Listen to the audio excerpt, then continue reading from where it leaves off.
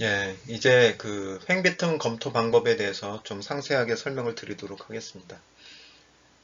앞에 가지의 예제에서는 횡비틈을 검토할 필요가 없었죠. 왜냐하면 횡지지가 충분하다는 그런 가정을 가지고 있었기 때문에 횡비틈에 대해서 검토할 필요가 없었는데 부분 횡지지인 경우에는 횡비틈에 대해서 검토할 필요가 있겠죠.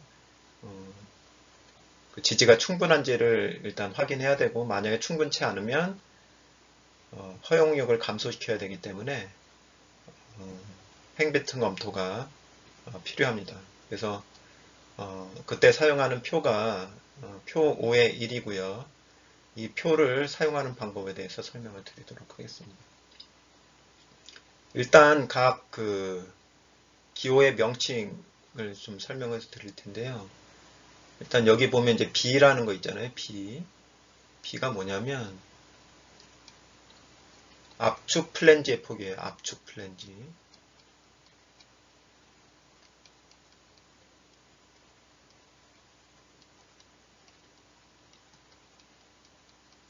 예. 음, 지난번에도 이제 횡비틈에 대해서 저희가 이제 영상도 보고 그게 왜 발생하는지에 대해서 좀 공부를 했었는데 결국에는 횡비틈을 제어하기 위해서는 인장 쪽 플랜지가 중요한 게 아니라 결국 돌아갈 때 이렇게 생긴 게 힘을 받아서 변형이 되다가 이렇게 회전이 되잖아요. 회전이 되면서 비틈 좌굴이 일어나는데 이 회전이 될 때 움직이는 게 상부 플랜지잖아요. 그죠? 상부 플랜지. 그러니까 상부 플랜지 압축을 받는 쪽, 그죠? 요게 압축을 받고 있으니까 압축을 받고 있는 쪽의 플랜지의 폭이에요. 압축을 받고 있는 쪽의 플랜지의 폭. 예. 뭐 대칭이면은 상관이 없는데 비대칭인 경우에는 그걸 반드시 구분해서 사용을 해야 되겠죠. 그 다음에 L이 있는데 이거는 이제 비지지 길이다.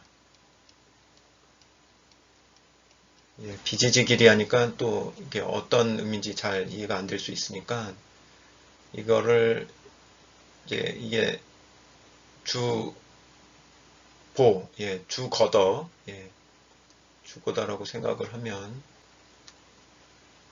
여기에 이렇게 가로보가 있단 말이에요. 가로보 이렇게 연결을 시키는 거죠. 횡지지를 하는 거죠.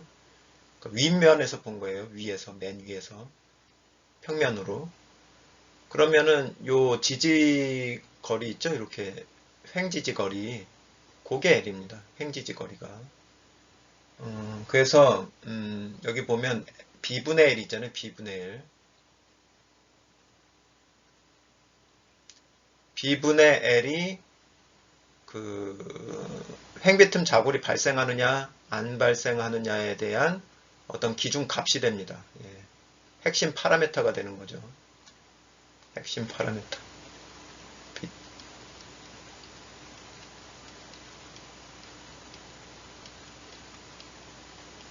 예.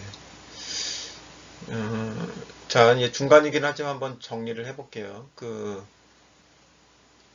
전체 자굴의 핵심 파라미터는 뭔가요? 전체 자굴의 핵심 파라미터는 R분의 L이죠. 그 다음에 북부 자굴의 핵심 파라미터는 T분의 B죠. 예. 이게 크면 클수록 전체 자굴이 일어나기가 쉬워지고 이게 크면 클수록 북부 자굴이 일어나기 쉬워지고 마찬가지로 이게 크면 클수록 횡비틈 자굴이 일어나기가 쉬워진다는 거죠. 예, 이러한 맥락을 잘 이해하고 있으면은 좀 자굴을 하나의 덩어리로 이해하는 데 좀 도움이 되실 거예요.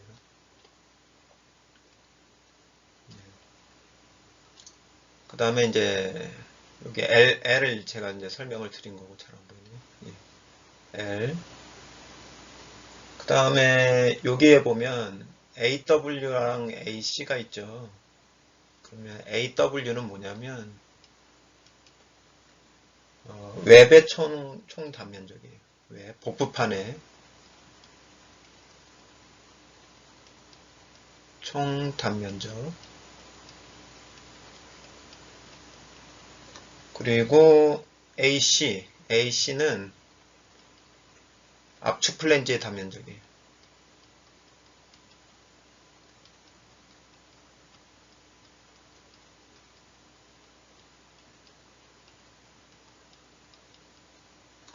예, 요 단면적이죠, 요 단면적.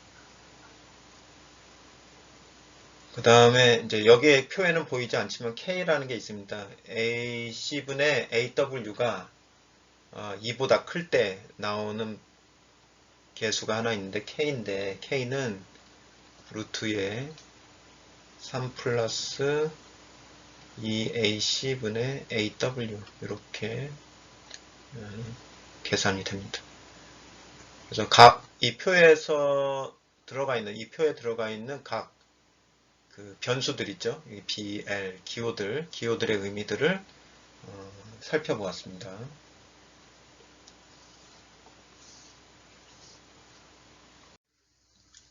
예. 그래서 표 5의 1은 그렇게 적용을 하면 되고요. 이 횡비틈 그 좌굴 검토를 할 때 적용하는 그 모멘트 값, 모멘트를 얼마로 할 거냐라는 게 한 가지 더 다뤄줘야 됩니다. 그래서 일단은 기본적으로는 횡지지점 간의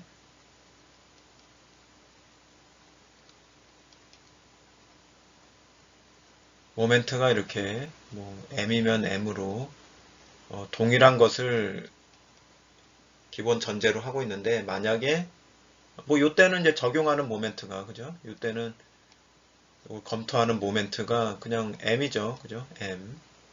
m을 적용하면 되죠. 똑같으니까 어느 위치에서나. 근데 지지점 간의 그 모멘트가 이렇게 달라질 때 지지점 사이에서 핀 모멘트가 변하는 경우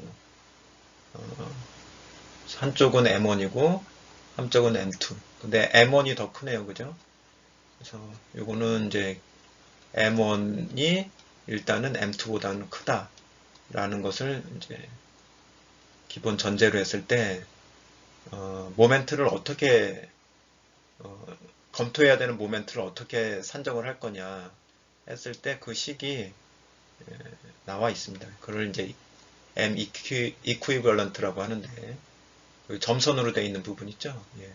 그걸 적용을 한다는 거예요. 그거는 맥시멈 둘 중에서 맥시멈을 찾는 거예요. 0.6 M1 플러스 0.4 M2 하고 0.4 M1 예. 그러니까 요 둘 중에서 요 한 덩어리 있죠? 요 한 덩어리랑 요 두 개를 계산을 해봐서 큰 값을 MQ로 결정을 한다는 거죠. 예. 그래서 응력 검토를 할 때, 횡비틈에 대한 응력 검토를 할 때, 요 MQ를 이제 적용을 하게 됩니다. 그 다음에, 횡지지점 사이에 하중이 작용하는 경우, 횡지지점 사이에 하중이 작용하는 경우. 여기에는 지금 뭐 집중하중이든 뭐 이런 게 없잖아요. 그죠? 예. 그때는 없을 때는 그 지지점에 걸리는 모멘트만 가지고 MEQ를 구하면 되는데 지금 같은 경우에는 이게 하중도 지금 변하고 있죠. 하중도 변하고 있고 그 중간에 또 하중이 이렇게 작용을 하고 있잖아요. 예, 그러면 이제 요때는 어떻게 그 MEQ를 적용을 할 거냐 했을 때는 자, 요거를 이제 W라고 봤을 때, 요 추가되는 거, 요 점선까지 있죠, 점선. 점선에 대한 영향은 요 MEQ로 적용을 하면 됩니다. 점선의 영향은. 그러니까 요 지지점 간의 모멘트의 변화를 고려하는 방법이잖아요. 거기에다가 델타 M max를 더해주는데, 델타 M max라는 거는 요거는 이제 단순보로 봤을 때 W에 의한 모멘트예요. 그러니까 8분의 W L 제곱이 되는 거죠. L을 이제 요 지간 길이로 봤을 때, 예, 빨간색으로.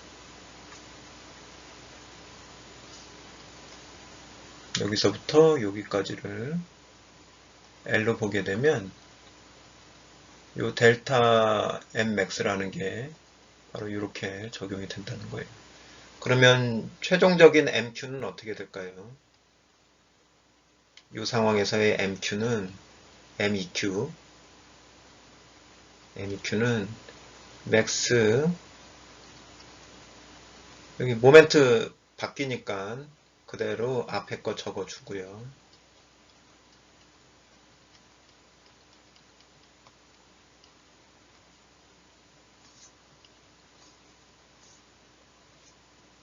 그 다음에 0.4 M1 적어주고, 여기에다가 이제 델타 M max인데, 요 등분포인 경우에는 8분의 W L 제곱이 되겠고, 만약에 이게 집중하중이 걸려 있다 그러면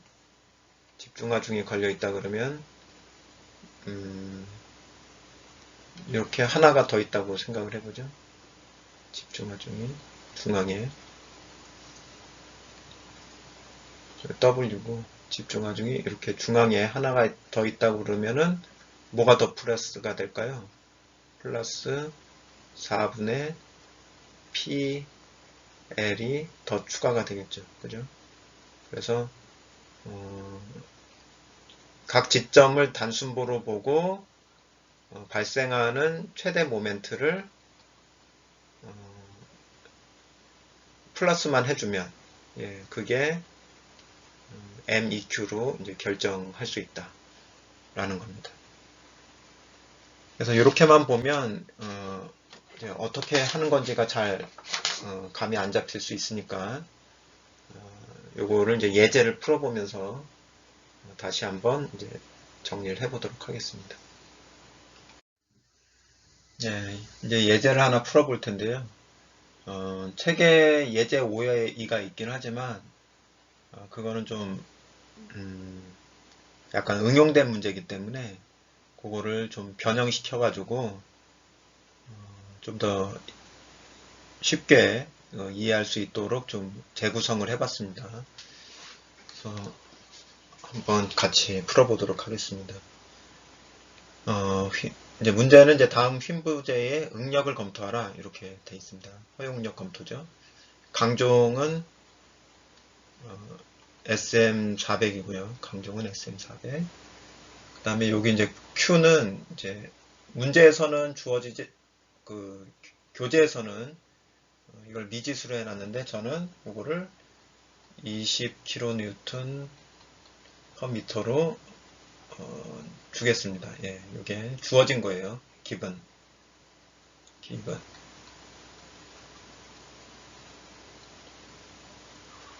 자, 이게 주어졌으니까 이제 응력 검토를 할 수가 있겠죠. 그 다음에 이제 단면은 비대칭이 아니라 이제 대칭 단면으로 이렇게 단순화 시켰습니다. 그럼 이제 여기서 알 수 있는 것이 일단 SM400이니까 FBA 허용 응력은 140MPa이에요. 기본적으로. 근데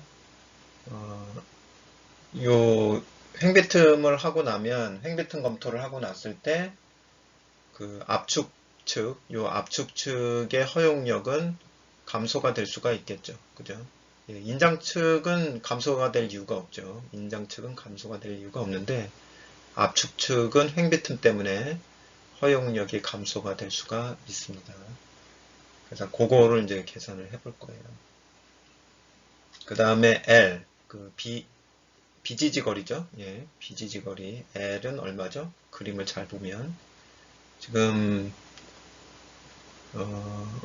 횡지지가 돼 있는 포인트가 여기죠. 여기랑 여기가 이렇게 연결돼 있고, 여기랑 여기랑 또 연결돼 있고, 여기랑 여기랑 연결이 돼 있죠. 그러니까 횡지지 거리는 전체 길이는 20이지만 횡지지 거리는 10m가 되는 거예요. 그래서 여기 10m가 됩니다. 그 다음에 B는 얼마인가요? B는 여기에서 봐야 돼요. 압축축 플랜지의 폭이죠. 그러니까 이건 400이지만 단위를 맞춰서 0.4m라고 써주겠습니다.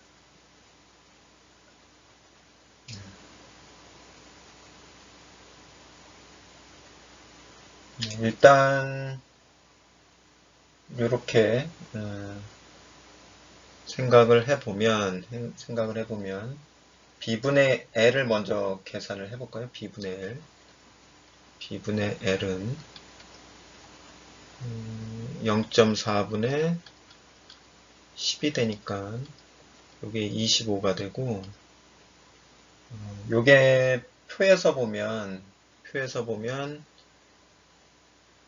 어느 범위냐면 B분의 L이 4.5하고 30 사이의 범위예요. 요걸 가지고 이제 어떤 식을 적용을 할지를 찾아보도록 하겠습니다. 한번 표를 봐볼까요?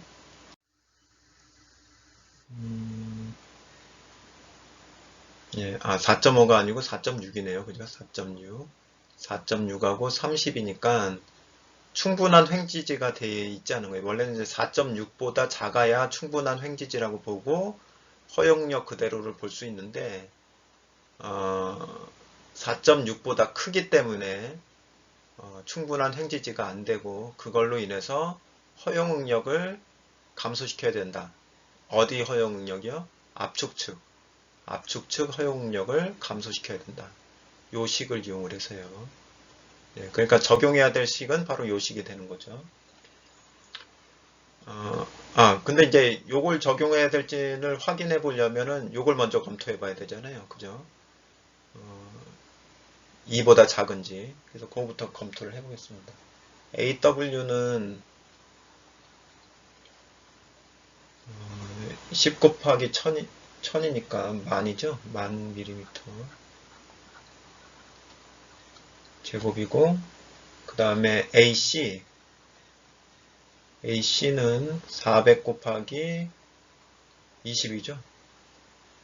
그러니까 8000이 되고, AC분의 AW는 8000분의 만이 되니까 1.25죠. 그거는 2보다 작잖아요. 그러니까 이 범위가 맞죠. 그죠? 이 범위로 들어와야 되고, 그 다음에 판 두께가 지금 20mm잖아요. 아무리 커봤자 20mm니까 요거죠. 그 40 이하에 포함이 되니까 요 컬럼으로 들어와야 되고요. 그 다음에 B분의 L을 아까 계산해 보니까 얼마가 나왔죠? B분의 L이 25가 나왔으니까 요 범위죠. 요 범위에 들어오니까 이 식, 지금 별표한 식을 적용을 해서 허용력을 감소시켜야 된다. 요게 기본적인 절차가 되겠습니다. 그러면 이제 계산을 해볼까요? F, B, CA. 여기서 B는 밴딩이고 C는 컴프레션이고 A는 allowable이에요. 압축축 허용력이에요. 이거는 140 빼기 2.49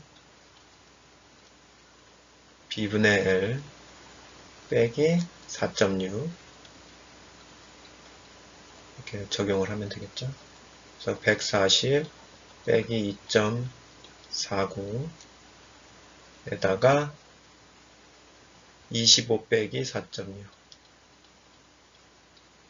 계산을 하면 89.2가 됩니다. 많이 줄었네요. 그죠? 89.2 메가파스칼이 돼. 자, 그러면 허용력은 끝낸 겁니다. 허용력, 압축축 허용력은 끝냈어요. 그러면은 이거를 이제 응력 검토를 하기 위해서 이 단면의 단면 2000모멘트 계산해 봐야겠죠? 단면 2000모멘트 계산해 보겠습니다. i는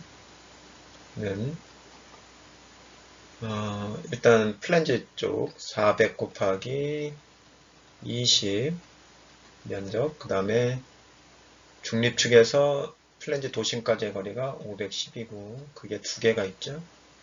플러스 12분의 400 곱하기 20의 세제곱, 고경에 두 개가 있으니까 2 해주고 더하기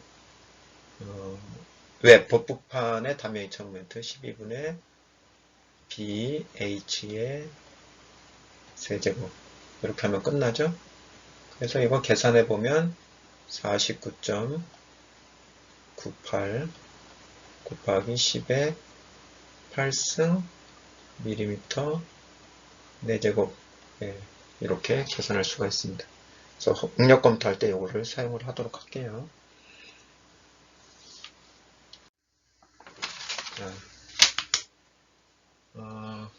그러면은 이제 MEQ를 이제 계산을 해봐야 됩니다. 횡비틈을 적용할 때는 MEQ를 가지고 한다고 그랬죠. MEQ를 얼마냐 계산하기 위해서 Mmax를 먼저 계산하겠습니다. Mmax는 8분의 1 곱하기 20 곱하기 20의 제곱이에요. 그래서 1000kN 미터가 됩니다.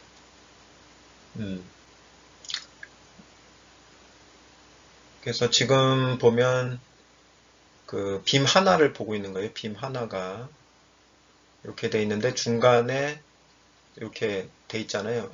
그러니까 여기 걸려 있고 그 횡지지가 돼 있는데 X표로 친 데가 횡지지인데 지금 요쪽 요 지점의 모멘트, 그죠? 요 지점의 모멘트랑 요 지점의 모멘트를 이용을 해서 MEQ를 찾으려고 하는 거예요.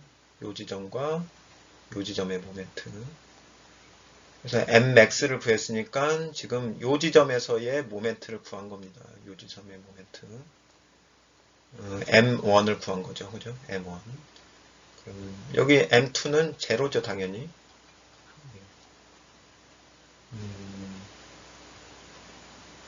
그 다음에 다시 한번 요 부분만 뜯어가지고 이제 볼게요. 요 부분만 뜯어서 보면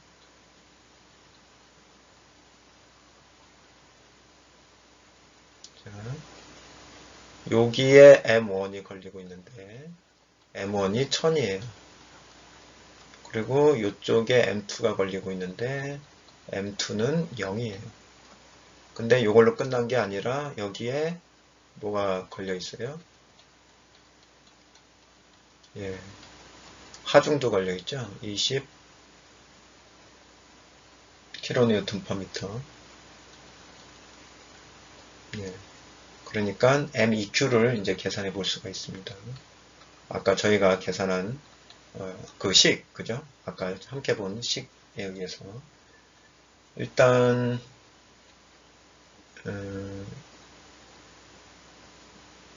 뭐가 더 큰지를 먼저 확인해 봐야겠는데요. 예. MEQ는 맥시멈, 그죠? 맥시멈 0.6 M1 플러스 0.4 M2 하고 0.4 M1이죠. 예. 요거의 맥시멈 플러스 8분의 W가 20이니까 20 곱하기 요 지간 길이는 10이죠. 10m. 10의 제곱이 되는 거죠. 자, 요거를 이제 결정을 내야겠어요. 0.6 M1 더하기 0.4 M2 하고 여기서 M2가 0이니까 그죠? 0이니까 날라가니까 0.6 M1하고 0.4 M1 요거 비교하는 거니까 당연히 0.6 M1이 나오겠죠? 그러면은 요게 더 큰 거다라는 거죠. 그죠? 당연히 0.6 M1이 0.4 M1보다 크니까 요거는 0.6 곱하기 1000이 되는 거죠. 1000. 그러면은 600이네요. 600. 그래서 얘는 600 더하기 8분의 20 곱하기 10의 제곱이 되고 요거는 850 kN 미터가 됩니다. 그래서 MEQ는 850 kN 미터. 이렇게까지 이제 좀 정리가 된 거고요. 그러니까 요걸 가지고 이제 응력 검토를 해보면 되겠습니다. 응력 검토를 해볼게요. 그러면 이제 FP 응력을 계산해 보도록 하겠습니다. FP는 I분의 MI인데 M을 그냥 집어넣는 게 아니라 MEQ를 집어넣는 거예요. 횡비틈이기 때문에. 그 다음에 Y를 쓰고 I는 얼마죠? 아까 계산했던 것처럼 49.98 곱하기 10의 8승 그 다음에 850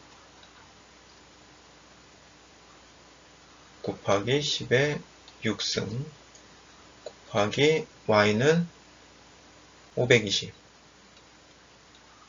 해주면 88.4MPa이 나옵니다. 그러면 FB는 88.4MPa이고 그 다음에 FBCA가 얼마였죠? 아까 계산했을 때 89.2가 나왔죠? 그러면 89.2가 이보다 이게 더 작잖아요. 그죠?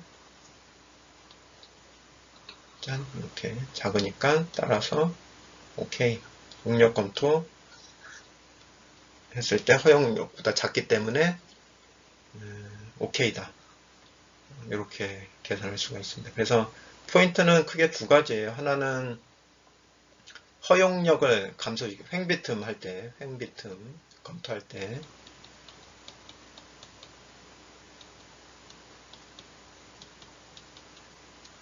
두 가지 이제 포인트가 나오는데 하나는